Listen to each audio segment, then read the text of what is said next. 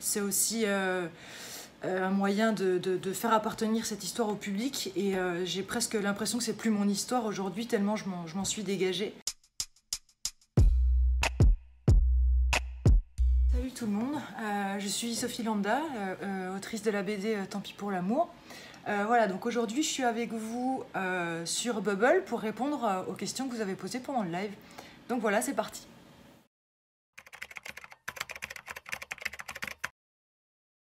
Avant de créer la BD Tant pis pour l'amour, j'ai travaillé en fait sur un autre projet BD qui est toujours pas sorti et que j'ai toujours pas repris pour l'instant, qui était aussi autobiographique mais sur un sujet complètement différent. Et puis vu que l'histoire de Tant pis pour l'amour s'est passée dans la vraie vie au niveau du timing, cette BD est devenue une urgence en fait. C'est une histoire qui avait besoin d'être racontée immédiatement et je pense que si j'avais attendu 2 ans, 3 ans, je l'aurais pas faite. Voilà, c'était aussi très thérapeutique aussi pour moi d'écrire cette bande dessinée et ça avait besoin d'être fait rapidement, je pense, pour évacuer l'histoire et une fois qu'elle est couchée sur le papier et qu'elle est sortie en livre, c'est aussi un moyen de faire appartenir cette histoire au public et j'ai presque l'impression que c'est plus mon histoire aujourd'hui tellement je m'en suis dégagée. Et puis la partie documentaire de la BD, c'est tout simplement quand j'ai commencé moi-même à me documenter pour comprendre ce que j'avais vécu, je me suis rendu compte que tous ces livres que je lisais, ils comprenaient énormément de choses qui seraient en fait utiles à plein de gens. Moi, j'avais pas eu le réflexe de mettre le nez dans ces livres-là avant que ça m'arrive, et j'aurais aimé peut-être savoir certaines choses avant que ça m'arrive, peut-être que je l'aurais évité. Et du coup, je me suis dit que des livres de développement personnel, ça peut être parfois un peu lourd, un peu dense, enfin, il y en a des très bien, mais tout le monde n'est pas fan de ces lectures-là. Et j'ai pensé du coup que prendre ces connaissances-là, qui sont des connaissances psychologiques, de sciences psychologiques et tout ça, et les vulgariser, parce que moi ça m'a tellement aidé que je me suis dit que ce serait intéressant en fait de les vulgariser dans la BD.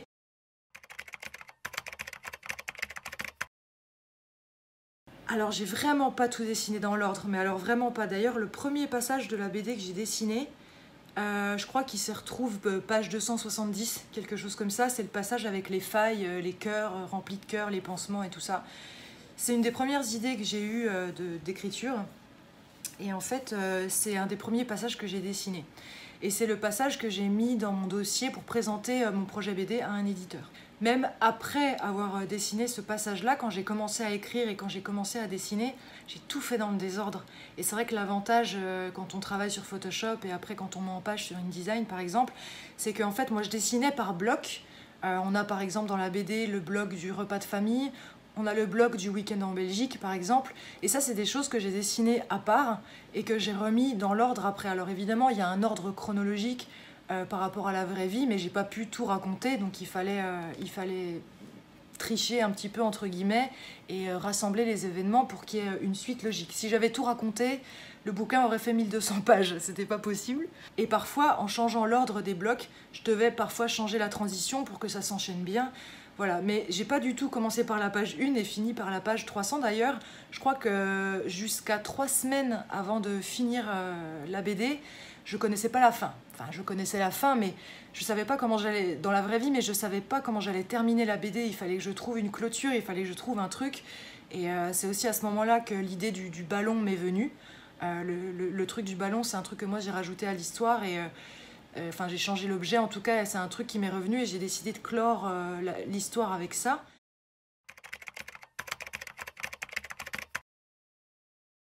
Pour l'album, ma première inspiration, sans hésitation, c'est les BD de Laurel. J'ai la chance de la connaître dans la vraie vie et je me sens assez proche d'elle au niveau du dessin. Et vu que moi j'avais jamais fait de bande dessinée au début, j'étais un petit peu perdue, je savais pas trop comment faire, la taille des cases, la taille des pages, tout ça. Elle m'a envoyé des pages de sa BD pour que je m'inspire de la taille des cases et tout ça, vu qu'on a un dessin qui est assez similaire, et elle m'a vachement aidée en tout cas à mettre le pied à l'étrier. D'ailleurs, si on regarde certaines planches de ma BD, il y en a qui sont au niveau des cases, il y en a qui sont quasiment même taille, même très similaire à ce qu'elle fait. On a un style qui est très proche. J'avais quelques BD qui étaient tout le temps posées sur le bureau quand je travaillais. Donc il y avait celle de Laurel, évidemment.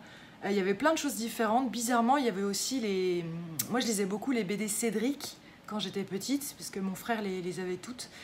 Et j'en ai reprise quelques-unes et je les posais là. C'est des BD où les expressions des visages des personnages sont très exacerbées. Et c'est vrai que parfois, quand je galérais à faire des expressions, je m'inspirais de choses que je trouvais dans Cédric. Je regardais par exemple des scènes où le grand-père bouffe son fauteuil ou des scènes où le grand-père explose de rire. Moi j'ai un dessin qui est avec des traits assez clairs, des formes assez fermées. Et ma grande difficulté c'est de lâcher un peu prise. Parfois j'ai du mal. Alors j'y arrive beaucoup mieux maintenant. Mais moi j'avais un petit peu du mal avec ce trait très lâché, très dynamique. Et du coup, les BD Cédric, c'est tout l'inverse, quoi. Les traits sont pas souvent fermés, c'est beaucoup de coups de crayon et tout ça. Et donc, moi, je m'inspirais beaucoup pour les expressions des personnages, par exemple. Après, évidemment, moi, je lis, j'ai quand même quelques BD, évidemment, que j'en lis. J'ai les BD, là, que j'adore, Tu mourras moins bête de Mario Montaigne, ça fait partie de mes livres préférés. Les notes de Boulet. J'aime beaucoup aussi Fab Caro pour l'humour absurde, pour sa façon d'écrire, sa façon d'amener les événements. La non-expression de ces personnages quand ils disent des trucs absolument affreux, je suis complètement fan de Fab Caro.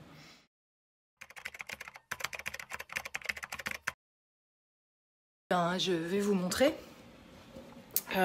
Donc là j'ai une Cintiq 22 HD, c'est là-dessus que j'ai dessiné ma BD.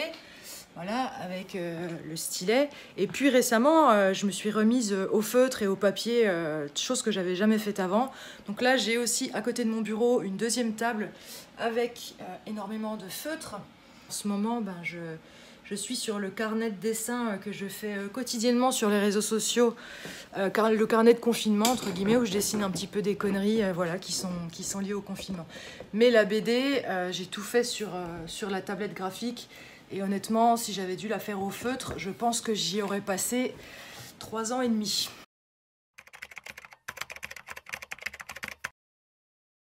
Mes journées, elles commencent presque à 21h, 22h. Moi, je suis quelqu'un qui travaille beaucoup la nuit. Très efficace et je suis super efficace la nuit en fait en écriture, en dessin, surtout en écriture. En ce moment je suis en train d'écrire autre chose. Je commence à travailler en général en fin de journée et puis ça arrive souvent que ça tire jusqu'à 3h du matin. J'essaye de me coucher avant 2h mais c'est très compliqué. Une fois que je suis lancée, c'est un petit peu une espèce de transe et j'y vais à fond. Donc en général je me couche autour de 3h du matin. Je me lève entre 10h et midi. C'est un peu ma journée type de confinement en ce moment. Dessin, madeleine, cuisine, vélo d'appartement. Voilà. Et je me couche vers 3h du matin et on recommence.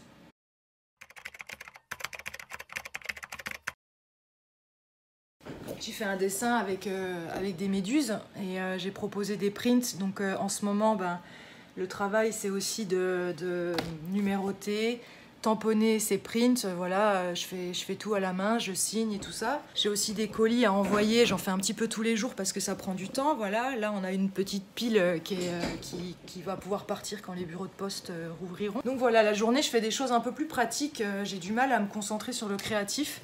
Et puis, quand arrive la fin de journée, là, je me mets à bosser, je me mets sur le dessin, donc soit au feutre, soit sur ma tablette.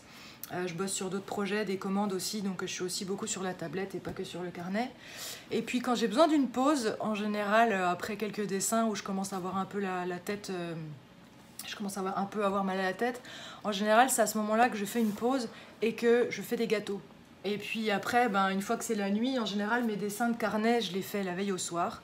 Donc je me colle sur mon petit bureau à côté de mon grand bureau. Je vais vous montrer la station de travail en entier parce que c'est vrai que moi je travaille dans mon salon, mon appartement est pas très grand mais ça fait quand même une station de travail entre le bureau avec la tablette et la petite table Ikea à côté là avec les feutres et tout ça. Et ben ça prend beaucoup de place. Mais c'est vrai que je vis dans mon bureau, je vis dans mes feutres et dans mon travail complètement. On décroche jamais vraiment en fait quand on fait ce métier-là.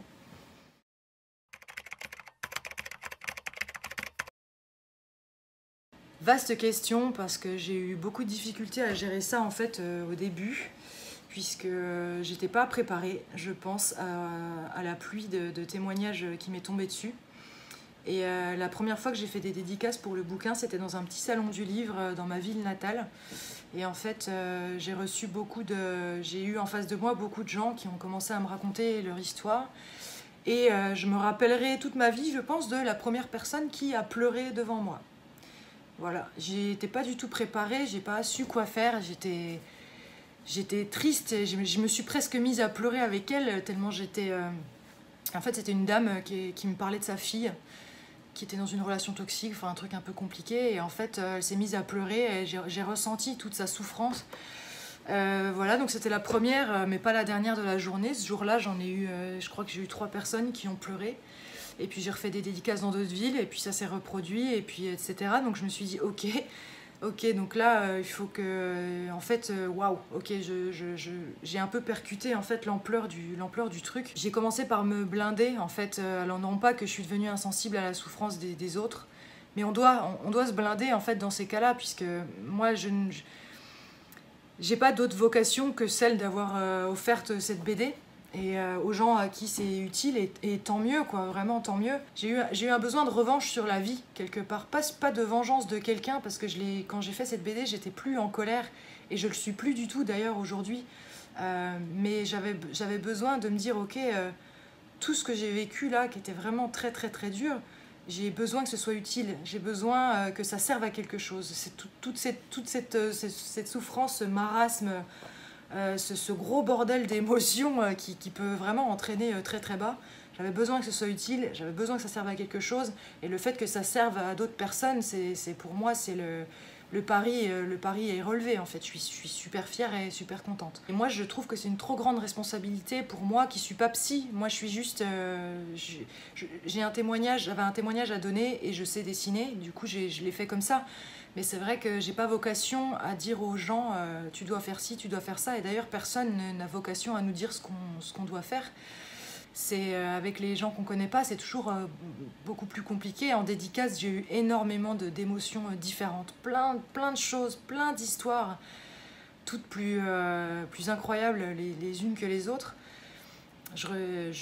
Voilà, mais aujourd'hui, quand je suis en dédicace, j'arrive plus facilement quand même à échanger avec les gens. Quand c'est pas trop intense, on arrive à échanger un petit peu. Mais le plus dur pour moi, c'est les messages, puisque je reçois encore beaucoup de messages sur les réseaux sociaux de gens qui me racontent un passage de leur vie qui correspond à la bande dessinée que j'ai faite. J'ai pas compté exactement, mais je pense qu'en tout, des messages de témoignages non sollicités, j'en ai reçu, je pense, 2000, 3000, je sais même plus, mais j'en reçois encore aujourd'hui, j'en reçois régulièrement, et je reçois des très longs mails aussi. Et j'ai répondu au début, et aujourd'hui je réponds plus parce que je peux pas. Il faudrait que je prenne quelqu'un en CDD pour répondre à ma place. Et je reçois encore des témoignages de vie très difficiles, mais je peux plus parce que c'est plusieurs par jour et je peux plus répondre.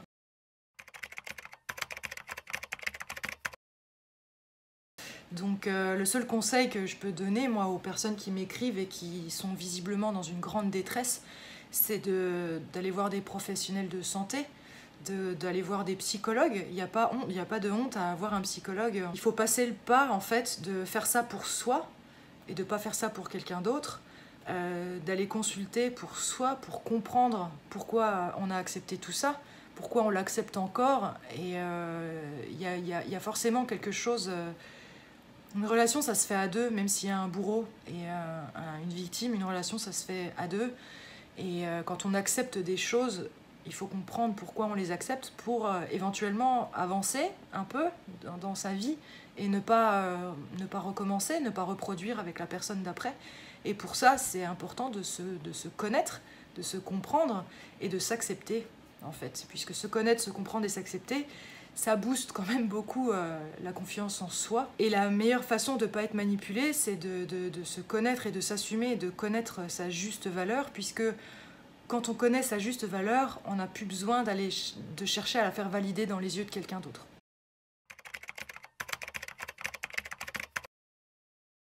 Je peux vous le dire ici, puisque ce sera dit sur Instagram, je pense, dans les jours qui viennent, avant le week-end probablement. Ce carnet de dessin que je fais sur Instagram, on va le sortir en carnet physique. Et je vais rajouter du contenu dedans, je vais rajouter des souvenirs. Je vais pas en faire un carnet de tristesse et d'angoisse, mais je trouve que c'est important qu'on ait un souvenir collectif de ce qui se passe en ce moment, de réussir à se marrer de ça après, parce que je pense que pour plein de raisons, cette période va être source de beaucoup de traumatismes chez plein de gens, que ce soit la vie de couple, la vie de famille, plein de choses vont changer. C'est très rare en fait qu'il y ait un sujet comme ça que tout le monde vit en même temps, c'est absolument un truc de dingue. Et moi, les dessins de carnet que j'ai faits, c'était évidemment pour divertir. Mais voilà, on a décidé de le sortir en carnet, donc c'est officiel, ça va sortir. On essaye de le sortir le plus vite possible. Et puis surtout, ce qui est intéressant, c'est qu'il y aura des dessins inédits, il y aura des petits textes très courts. J'essaye de faire des trucs un peu rigolos, comme j'aime faire, pour parler de ça, pour s'en rappeler. Pour montrer aux enfants plus tard, en fait, aussi ailleurs que sur Internet, avec des longs articles un peu peut-être déprimants. Donc voilà, en ce moment, je fais un travail de souvenir sur le temps présent, mais pour plus tard. Voilà.